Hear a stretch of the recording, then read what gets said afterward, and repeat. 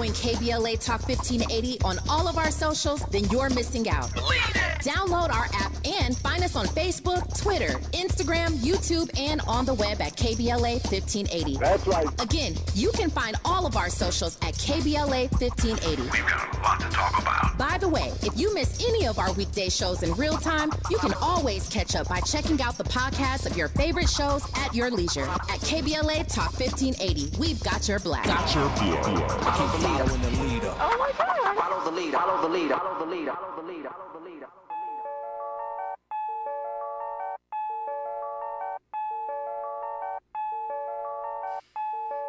It's that big drip. Zombie on the track. I got a bunch of niggas in the studio. That's gang though.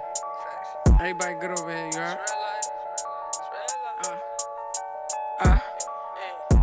Never been a hater. I just stick to my paper like a stapler. Yellow bone, smoking purple, LA Lakers. It should get me put on a wake up. Double cup of carrot juice. Oh, that's my savage juice. I just caught the Audemars. Oh, in a paddock too. Dripping in that iceberg. Oh, in that capital. Hey, bro, don't you cup that hoe?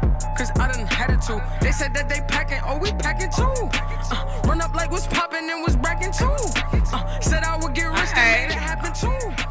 Take a picture We with need your to be bitch and educated, take it Andy. too. You were locked into RSVP with Jill Munroe here on KBLA Talk 1580, Hour 3. Andy starting us off with something sketchy.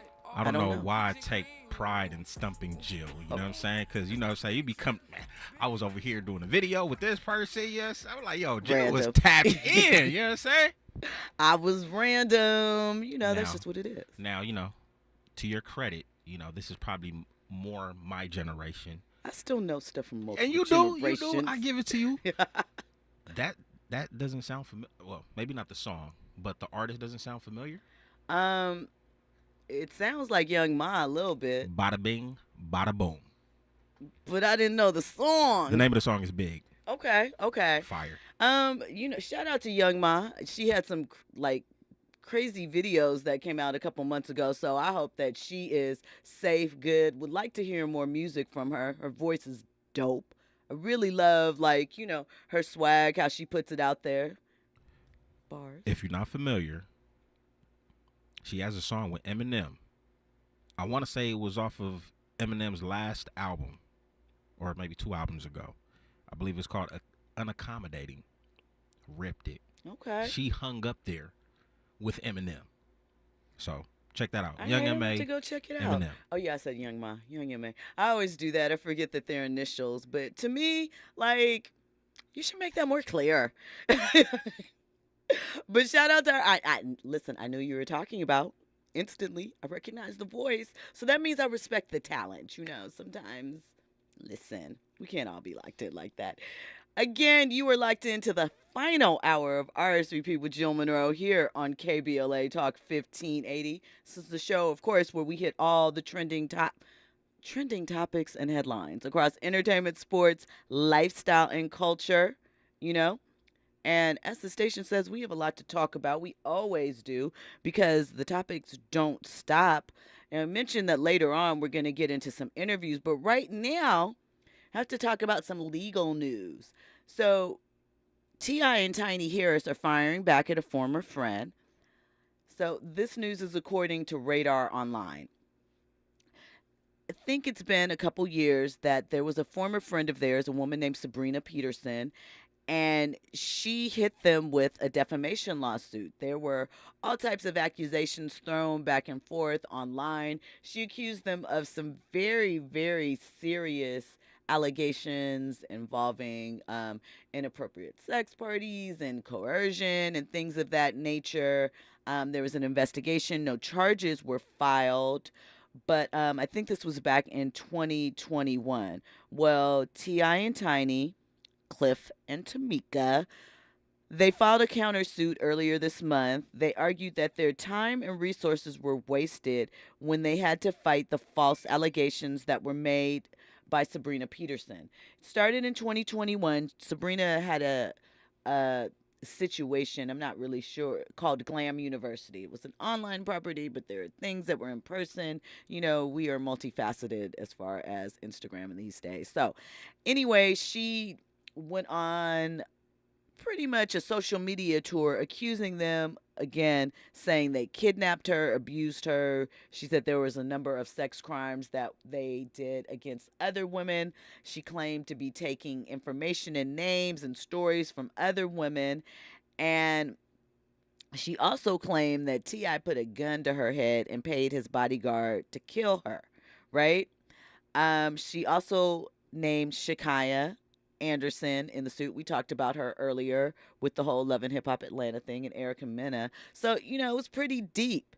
At any rate, you know, all the defendants attempted to get all of the charges, well, the suits thrown out when it initially went down, but their motions were denied. The matter proceeded, but earlier this month, a decision reportedly reversed at the appellate level, and T.I. and Tiny are making legal moves to recoup that dough.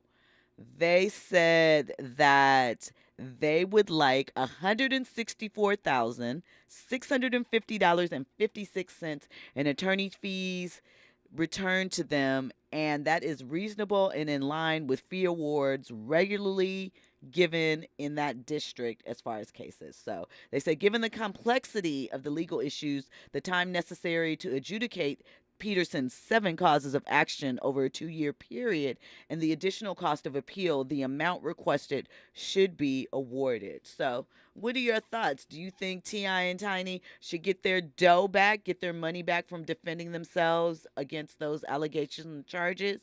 I mean, those are pretty serious. I definitely believe that T.I. lost his role in the Ant-Man franchise, which is, of course, part of the Marvel Universe. He was featured in the first one.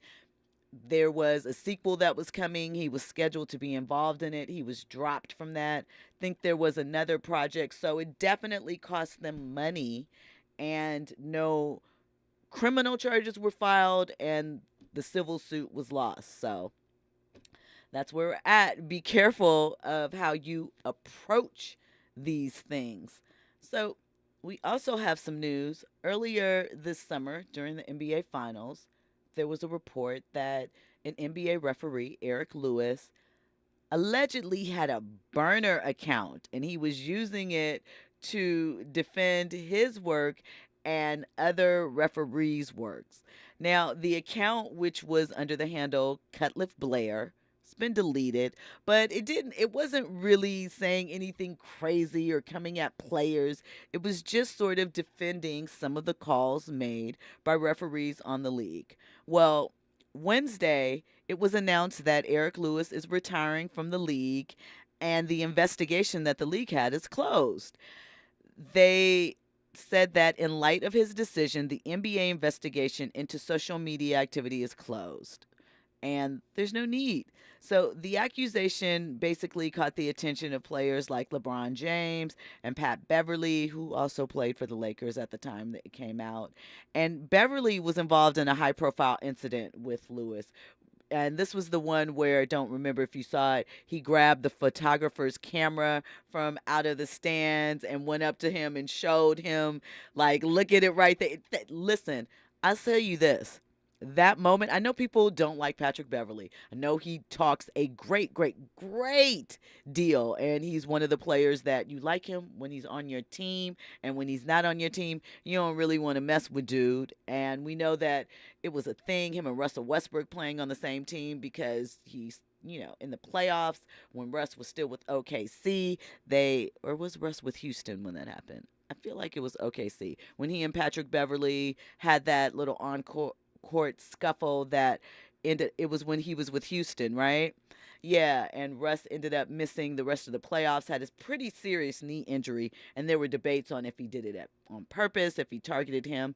At any rate, that moment, though, when Pat Bev grabbed the photographer's camera and went out there and showed it to him, classic moment, and the ref was wrong, in my opinion. But that's neither here nor there. He's retired. So here's my question to you. Oh, Lewis was 52.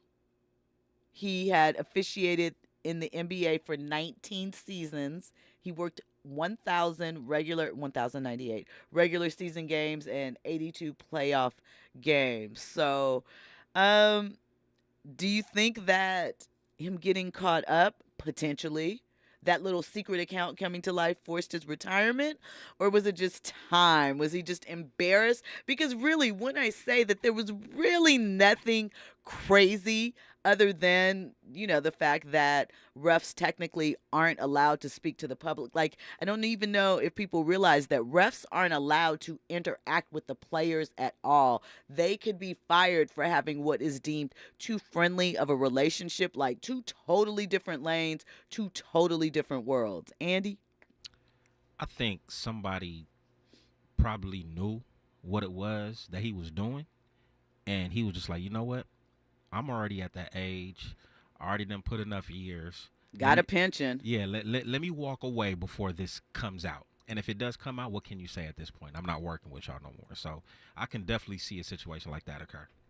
I mean, it's interesting. Social media, really, when you think about the past, 12 to 15 years, really probably 11, because I feel like 2012, 2011 is when Twitter really took off and you started seeing Twitter handles on sports shows and other types of talk shows, and really that connection between contemporary media and social media. It really has changed so many things in a short amount of time. How we interact, how we move, what we view as a stable relationship move, how we view, our jobs, our family, what is considered flirting, what is considered being too friendly, what is considered being secretive. All of this has changed just because of these apps. It's so interesting to watch. When we come forward, we will have some information, a story regarding Alan Hughes. He is part of the Hughes brothers directing team. They were responsible. Alan was the executive producer and director of Dear Mama, which was a Hulu special that went into Tupac's relationship with his mother and his career. Well, he had some comments to make about Tupac and his music, and why Tupac probably came out about 2 years too late, and why that changed the trajectory of his career. All of that and more. You are locked into RSVP with Jill Munroe here on KBLA Talk 1580. Trending topics and the hottest happenings. You're listening to RSVP with Jill Munroe on KBLA Talk 1580. Support comes from Getty, presenting The Gospel at Colonus, a theatrical event under the stars that reimagines the story of Oedipus. Blending Greek myth with Black spiritual practice, the show follows the blinded Oedipus as he seeks redemption after a lifetime of tragedy. Co-produced by Court Theater, conceived and adapted by Lee Brewer, with music composed by Bob Telson. Thursdays through Saturdays this September at the Getty Villa Museum. Tickets available now at getty.edu. Hey Dad, how do airplanes fly? What's in this box? Is this tree good for climbing? How are babies made? What does this thing do? Kids are curious about everything, including guns. Talking to them about gun safety in your home is a good first step, but you can do more. Always keep your guns locked, unloaded, and stored separately from ammunition. Safe gun storage saves lives. Learn how to make your home safer at endfamilyfire.org. That's endfamilyfire.org. Brought to you by End Family Fire, Brady, and the Ad Council. I'm Kareem Abdul-Jabbar. I learned about atrial fibrillation the hard way. My symptoms would come and go. Shortness of breath, fatigue. I kept going. Then I got so lightheaded, I couldn't. My doctor said I have AFib, so I'm about 5 times more likely to have a stroke. Other symptoms, irregular heartbeat, heart racing, chest pain can come and go, but the risk of stroke stays. If you have symptoms, tell a doctor. Visit notimetowait.com. Sponsored by Bristol-Myers Squibb and Pfizer. KBLA Talk 1580. We've got a lot to talk about. Tired of being locked out of job opportunities and shut down by systemic racism? KBLA stands with you in fighting for the rights of black workers, and we don't black down. The Los Angeles Black Workers Center is a dynamic alliance of workers, organized labor, community-based organizations, clergy, students, and scholars, working collectively to improve the position of the black working class. The LA Black Workers Center takes a comprehensive approach to addressing the black jobs crisis. Their programs promote access to quality jobs, racial equity in hiring and retention, discrimination-free job sites, and they prepare black workers for employment in high-wage, career-track jobs. The Black Workers Center supports workers who need help protecting their rights on the job. They give workers access to quality jobs and remove systemic barriers to employment. To sign up for free career readiness training, get involved in organizing around anti-discrimination, learn about union apprenticeship programs, or sign on to a trade registry, please visit www.lablackworkerscenter.org. That's lablackworkerscenter.org. Together, we can beat the black jobs crisis. This is a community call to action from KBLA Talk 1580. Dominique DePrima for KBLA Talk 1580. Are you worried about your credit score? Well, look, you can rebuild it. There are lots of factors that go into determining your credit score, but one of the most effective ways to improve your score is to consistently pay your bills on time, over time. If you're forgetful about payments like me, try automating your bill payments. That way all your creditors get paid on time and you'll have freed yourself of trying to remember. Whatever your financial goals, U.S. Bank Access Commitment Initiatives can help support you in reaching them. Access your financial goals at usbank.com/access. Member FDIC, Equal Housing Lender. Keeping you informed, entertained, and always ahead of the curve. This is RSVP with Jill Munroe on KBLA Talk 1580. You are locked into RSVP with Jill Munroe here on KBLA Talk 1580. Now, I mentioned before that we were going to have some interviews to end up the hour. But before we go into that, let me just share with you the Allen Hughes story that I had regarding Tupac. Allen said that Pac signed his record deal about 3 years too late, that he really should have signed a deal in 88 when it was things like Tribe Called Quest and De La Soul, you know, because Pac was more conscious. But he signed in 91 when gangster rap was popping. And he said that he believed you could see the conflict within him on his first two albums, Tupacalypse Now, and especially on his second album, Strictly for My N-Words. And that these meaningful, poignant tracks were mixed in with these gangster tracks and that it was confusing. He said, but ultimately he gave into the gangster image and lifestyle as a means to garner attention. And he thought he needed it to get his message out, but he hasn't. And he also said that the Shakur family has gotten mad at him for expressing that, but he thinks that artists are delusional and that Pac didn't see the world because the same way that most do, because he's a poet and he didn't sense danger in the same way. So I thought that was really profound. We're coming up on the 27th anniversary of his death and the shooting in Las Vegas. Pac is still relevant. So just wanted to share those thoughts with you. Now, let me get into our interviews that we have coming up. And also, you know, it's Thursday, so a holiday weekend. What should you watch this weekend? On Netflix, you need to check out BS High. If you haven't, check it out. It's about Bishop Sycamore High, the high school that really didn't exist. Football program, crazy. Watch it. Winning time, of course, on Sunday. Shout out to Jeff Pearlman, who was our guest last night. Also, Candy Burris and Todd Tucker's The Past is streaming on Peacock. It started streaming last weekend. It also stars Erica Peoples, Rob Riley, and Drew Sidora. Sounds strangely similar to some of the storylines on Real Housewives of Atlanta. Power Book Force actually comes on very shortly if you're on the West Coast at midnight. So the season 2 of that comes on, and that leads us into the interviews that we have coming up for the night. So first up, we're going to have an interview with Jan Martinborough. He is a British race car driver. The movie Gran Turismo is the story of his life, how playing a video game turned into his career as a race car driver. It's based on him. I talked to him a bit about that, so you're going to get that scoop.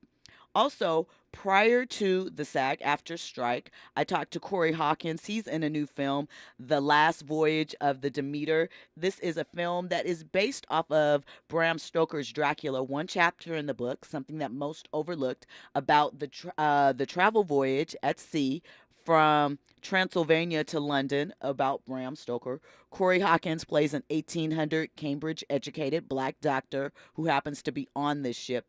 And he talked to me about looking for new challenges in acting and being picky when he didn't have necessarily the right to. So we have that coming up. After that, really excited about this interview. I have an interview with the undisputed champion, Jermell Charlo. He has a maxing. It's late, y'all. It's a holiday weekend. Let me slow this down. He has a boxing match coming up against Canelo Alvarez later this month. It's highly anticipated. So we talked to him. He's going to be jumping up 2 weight classes. Talk to him about that journey and making that move, about how he prepares for a fight like this, his mindset going into this. Really good interview. He gave us really great insight into his mindset and what he's thinking facing off.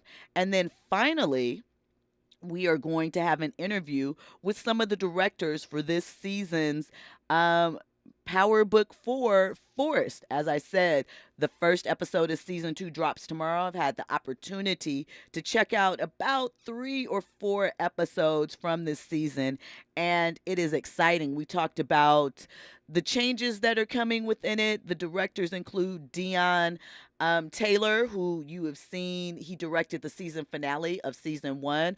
Also, Sierra Shooter and Eve Riviera. So check those out. They're coming back to back to back to back. Thank you for rocking with us. Enjoy your holiday weekend. Let me let you know also that it's a 4-day weekend for us here. So, Fridays, I'm usually not here, and that means it's the best of. But also because Monday is Labor Day. Remember, I was waxing poetic about it being the last holiday of the summer. Are you getting some barbecue? Are you barbecuing? Really, let me know what's on your grill, because I'm a foodie. I like to eat. I'd like to know what your menu consists of. We are, going to get that input, that meaning the Power Book for directors. They're going to talk about this season, some of the changes, some of the character insights that we're going to get. We're going to talk. They also discuss how shooting on location in Chicago adds to the series and enhances sort of what you think about Power, because there's always a visual look of the Power shows, but how they've incorporated Chicago into that. So those are coming up, but before we get into them, listen, I just looked at the time. I think that I have time to share at least one more story with you. So get into this. There was an interview with Tim's and Kendrick Lamar.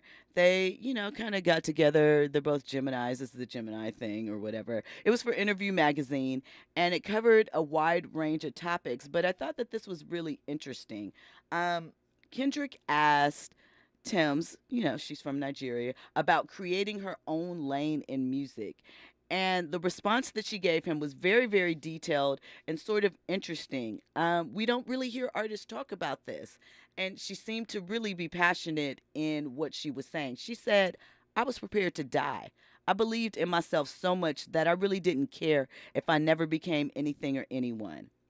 She said that the desire to create music, it provoked such intense feelings in her that, even listening to Celine Dion caused her to have, a visceral reaction. She says she really doesn't care where she ends up as far as being a star or if she ends up having to live under a bridge. She just has to have a way to make music. She said there's no indication that she would have ended up where she is, sort of, topping the charts, having hits, having the type of chart success that she has had over the past couple of years, that she would be in a position to be having a conversation in London talking to Kendrick Lamar. She said that, music is really, really her passion, and she would have given up everything to be able to push her passion out there. So, question of the night, Andy, I'm going to ask you this. Is there anything that you have ever felt that passionate about, that just it's death you would take, living anywhere under whatever conditions just so that you were able to continue to do that thing? Basketball. Really? You hooped? I hooped. Unfortunately, I didn't make my high school basketball team or anything like that. But I feel like it still hurts me to this day. So I know you're a basketball fan. Shout out to the LA Lakers. 100%. You know what's up. So as you have gone on your basketball journey as a fan or watched this, do you feel that sense of loss in it, or does it make you look at the game differently? Like, because I know some people that are like that, they end up turning away from it. Like, they couldn't be a fan. They couldn't, get into the whole mix of it and still be as connected. No, I love the game too much. So, I love to talk about it. I love to watch it. I like to play it physically. I like to play it, digitally on, video games or whatnot. I mean, I love the game.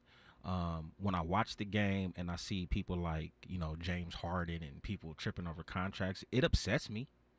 It definitely upsets me because, you got average Joes who would just love to be in that position. I mean, you're playing a game. You know what I'm saying? You get to travel the world. I understand it's millions of dollars, but, like, come on. Like, be humble. You got cats over here working 9 to 5, 40 hours a week for crumbs. And you guys are blessed. You know what I mean? So that irks me a little bit, but, at the end of the day, man, I just love the game, man. Just love hoops. I appreciate love that. Hoops. I was checking out like the final episode of the summer session of Gil's Arena. Obviously, I like that podcast. Shout out to Miko Grimes. She's on there. But Patrick Beverly was a guest today, and he recently had Mark Cuban on his podcast, and they were having a conversation about, different levels of players and what would make Mark Cuban get rid of a player and how that influences it. And so they took the example of a player that maybe was making 17 points a game, so not a star, but obviously a big contributor. And so Mark was talking about how if a player, for him, he doesn't mind players smoking weed, but he feels like if a player smokes too much, that they're not good for the team because there's too many young players around that are impressionable, and he has to let that go. And it was an interesting conversation because Kenyon Martin was on the show, Gilbert Arenas, Rashad McCants, and Patrick Beverly and Brandon Jennings. And Kenyon Martin was like, I don't understand the idea of influencing these rookies. They're men, and you don't have to do what I do. Rashad McCants was like giving the example of how he used to be up under Kevin Garnett when he was a rookie, and they smoked the whole summer before the season started. Gil's position, as was Patrick's, was irresponsible of KG, and they would not let their rooks do that just because they're doing it.